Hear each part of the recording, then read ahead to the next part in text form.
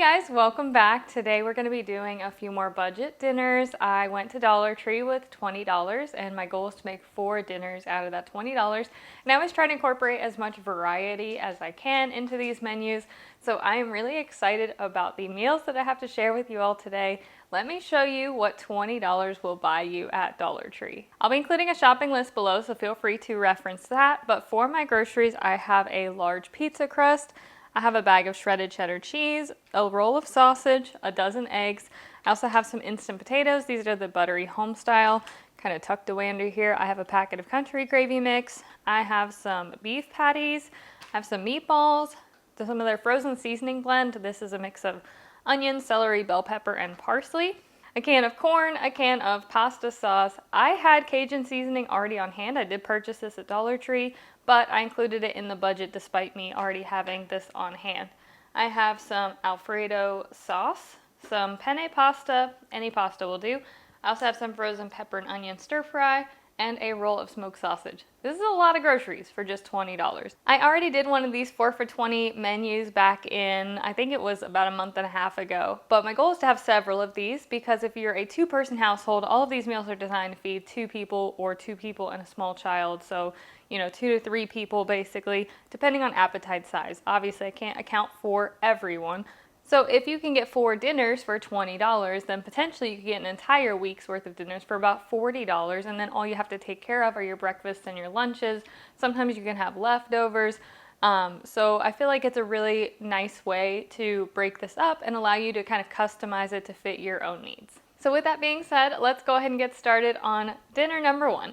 So this first dinner that I'm making is one of my personal favorites, and it is inspired by a meal that my mom used to make for me when I was a kid. It's a French-Canadian version of shepherd's pie called Pate Shinwa, but we're doing kind of a deconstructed version of that to make it easy. It's no bake. I have the instant buttery home-style potatoes. Of course, you can use any flavor of potatoes that you like. I just like these because they're the most kind of homemade tasting potato, I think, in my opinion. I also have a can of corn, I have the packet of country gravy, and I have the beef patties, which have been thawed. The only prep work to do here is to prepare the gravy. I don't really follow the package instructions. It's just a lot of extra kind of unnecessary steps, but I'm just going to dissolve this in 2 cups of cold water. And it does need to be cold because this is a cornstarch-based gravy, and if you add it to hot water, it's going to clump up. And that is really it for the prep. We can head on over to the skillet for the rest of it. I have gone ahead and preheated my skillet here, and I'm going to start by frying up my beef patties. Again, these are thawed. That just makes your life a lot easier. I'm going to brown and crumble those. As you can see on the back burner there, I also have some water coming up to a boil. That is going to be to mix my mashed potatoes in, and that's pretty much almost ready. So I'm going to go ahead and get the potatoes prepped in the meantime. So easy, and then that gets covered with a lid, and I'm just going to let that sit and stay warm until the rest of the meal's ready. So those of you who have been here for a while are probably sick of hearing me talk about these beef patties, but for anyone who is new here, the beef patties at Dollar Tree are not pure ground beef. They are a pre-seasoned burger patty. They are a combination of beef, soy protein, and beef hearts, and they can be a little salty. So whenever I do cook with these, I recommend rinsing them. So I usually drain them and then I rinse them under cool water for just a couple minutes just to help remove some of that extra salt and seasoning and give them a more neutral flavor so that they mesh well with whatever we're making. And I'm going to start preparing my gravy. I'm just going to go ahead and pour this into my skillet. I am preparing the gravy separately. You can do this all at one time, but the reason I am preparing the gravy separately is because I actually need part of this for a different meal down the road. So I only want to use half of this for my hamburger gravy today, and then I'll use the other half in a future recipe. And essentially you're just letting this cook until it has thickened up to your liking.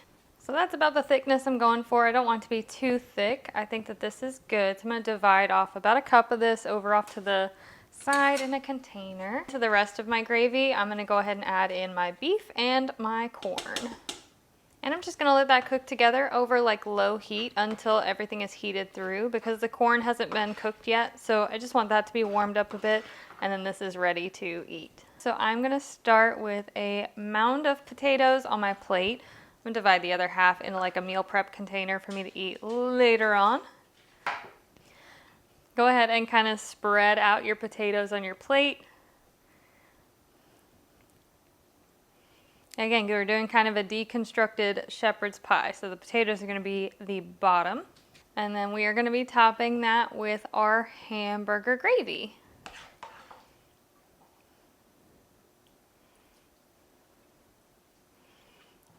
And listen, y'all, I know that there is someone out there who is looking at this dish right now and going, that doesn't look appetizing. I get it. It's an old style dish like SOS, hamburger gravy. I feel like there's a negative connotation about how something like this looks, but you really have to try it to appreciate it. And it is really good. It's so good. If you swap out the white gravy for brown gravy and you added peas and carrots instead of corn, and made everything else the same, you would essentially have a deconstructed version of a traditional cottage pie. This is a deconstructed Pate Shinwa, Chinese pie. Pate Shinwa has a very interesting history, and I won't bore you with all the details. If you want to look it up, I think it's a really cool story. And it was a dish that I grew up eating as a kid. Of course, my mom just called it shepherd's pie, and I always thought she made it up because as an adult, every version of shepherd's pie I saw had brown gravy and peas and carrots. And then I shared kind of a version of this dish on TikTok, and that was when I found out that the dish was real, has a real history, and it actually makes sense because my mom has French-Canadian history on her mom's side of the family. Anyways, went off on a bit of a tangent there, but all of that was just to say, try it, you'll love it. Such a good meal, very filling and very cheap. So dinner number 2 is the reason we set aside the extra gravy. We are going to be making a breakfast pizza. I have the pizza crust, I have a roll of sausage, some eggs, I probably won't use all the eggs, some cheese, and of course my prepared gravy. If you wanted to add some veggies, you could certainly add some of this pepper stir fry. I'm not going to be adding any veggies to this because sausage and gravy is like pure for me. We are back over at the skillet, and I am just gonna start by frying up my sausage. Now, I'm a big fan of just scrambling my eggs straight in the pan along with the sausage so I don't have to dirty up any more bowls. Feel free to make your scrambled eggs however you want to.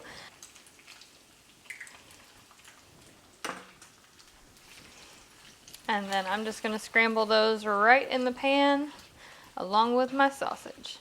I feel like it's been a really long time since I made a Dollar Tree pizza, and we are ready to assemble our pie. So there goes our pizza crust. There's a little silica packet in here. Okay, there it is. Just want to make sure it didn't. Sometimes it gets stuck to the pizza crust. Because this is a pizza, I am going to have to bake it in the oven. However, a no-bake option would be to make sausage and gravy breakfast tacos. So instead of the pizza crust, just get a package of flour tortillas and make yourself some tacos. And honestly, I'm kind of regretting that I didn't have the forethought to think of that myself, to be fair. But I've just been really wanting a breakfast pizza for a while now. And we can start adding on our sausage and egg crumbles. Now in the pizza making world, this is called center loading. It's where all the toppings are kind of in the middle of the pizza. And you don't want that because it's going to kind of destroy the structural integrity of your pizza. So try to keep all of the toppings kind of out towards the edges with minimal toppings in the center of your pizza. It'll make it easier to cut. It'll make it easier to hold because the center of the pizza is the thinnest part of the slice. So anyways, center loading. I still have some extra gravy, so I'm going to go ahead and drizzle that right over the top here. And last but not least, we have our shredded cheddar cheese. If you like a lot of cheese, go cheesy. I think for this pizza, I really only need about half of this bag. I am going to toss this in the oven. The pizza crust instructions say 425 for 8 to 12 minutes. So into the oven she goes.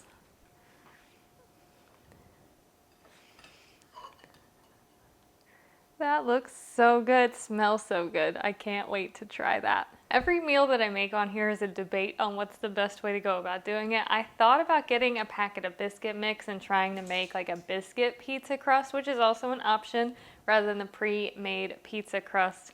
But I thought for simplicity's sake, I would just stick with the pre-made one because, you know, sometimes you just need something quick and easy to throw in the oven. So let's try our breakfast sausage gravy pizza.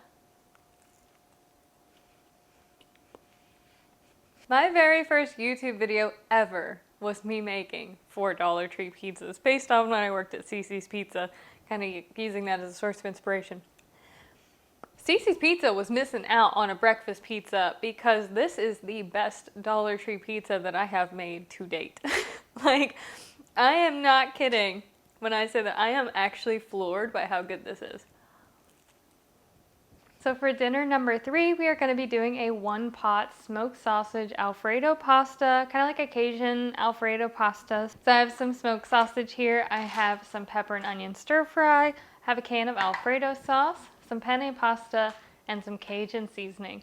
Like I said, we're doing this 1 pot, so we can just head on over to the skillet and we'll do it all over there. So the only thing I did not show myself doing on camera, well, I did show myself doing on camera, I forgot to turn my mic on, was I sliced the sausage into little medallions. And I'm gonna fry that with my pepper onion stir fry. This has been thawed and drained. And I'm gonna fry those together. And once I'm happy with the color, I'm gonna season this with some of my Cajun seasoning, probably about a teaspoon or so. And then into that goes my can of Alfredo sauce, and I'm gonna fill this up with a can of water as well. I'm gonna mix this all together and then I'm gonna let it come up to a boil before I add in my pasta. I am not gonna make the same mistake that I made last time, which was not adding enough pasta. I'm gonna cover the surface in pasta, probably about half the box. That should be plenty.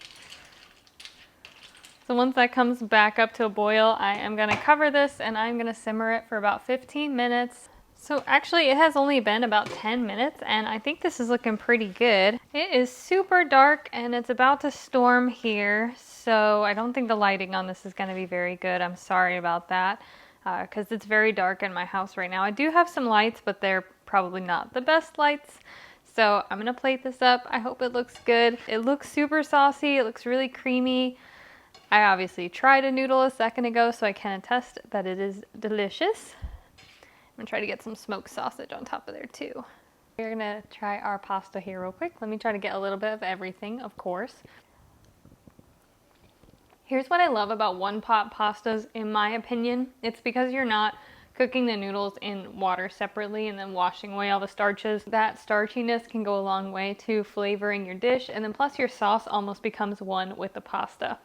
In the case of this dish, it is rich and very flavorful. There is a good bit of heat from that Cajun seasoning there. Of course, if you like more heat, you can use hot smoked sausage instead of regular smoked sausage. Add more Cajun seasoning. You can totally doctor this up however you want to, but the basic recipe is fantastic, and I'm really happy that I got the pasta ratio down this time. For my 4th and final dinner in this 4 dinners for $20, we're going to be doing a really simple meatball soup. So I have a bag of meatballs. These have been thawed. I also have a bag of seasoning blend, also thawed, some pasta sauce. This is my favorite. It's the garlic and herb, and then the pasta from yesterday's dinner. There's really not a lot of prep work to do. All I'm going to do is chop up the meatballs into smaller pieces because there's only 10 meatballs in this bag. But other than that, we can head on over to the stovetop. I am going to start by sauteing my chopped up meatballs along with my veggies. And again, the veggies have been thawed and drained, so there's not a lot of extra liquid in here. And once I am happy with that, I'm going to add in 1 can of pasta sauce, the whole can, along with 1 can of water. And I'm just gonna let that come up to a boil. I am making this more of a soup, so I'm only gonna be adding about a cup of my penne pasta, but if you want it to be more of a pasta, then feel free to add more. And I'm just gonna let this simmer for about 10 minutes until the pasta is cooked. So pretty much as soon as your pasta is cooked to your liking, this soup is done. Let's go ahead and grab a bowl. I do think that I'm going to add some salt and pepper to this one because I did just try a noodle and I do think it could use a little bit of something in there. So I'm going to add just a little bit of salt and pepper to the top here. And then that is my soup ready to go. I already know that this soup is like piping hot, so I've been kind of trying to let it cool a minute. If you have some Parmesan cheese or some mozzarella cheese, that would be a great addition to this, or even some cream, milk, or Alfredo sauce to give it a little bit more creaminess. I almost feel like it could use just a little bit more. And honestly, if you were to replace the water with broth or bouillon, you probably wouldn't need any additional salt. But I think because I used plain water, it can use a good bit of salt to kind of give it that brothy taste. So as always, these meals are just starter meals. They're just meant to give you ideas and inspiration, but always feel free to doctor them up however you like. Let's try it again with a little bit extra salt and pepper. Salt and pepper does go a long way. Salt particularly enhances natural sweetness, natural flavors. The salt can help to bring out some natural sugars in the tomatoes. Honestly, it was a little bit too acidic, but adding more salt kind of brought down the acidity slightly. And overall, this is a really good and hearty meal. And what makes me so happy about the 4 dinners for $20 I've just done is I feel like they're all really, really filling, reasonable portions. They're not very skimpy. They have a lot of meat and vegetables in them. So honestly, I feel like this is probably one of my better menus that I've come up with, and I do hope you guys try it. I hope you guys enjoyed this video, and I will see you again soon.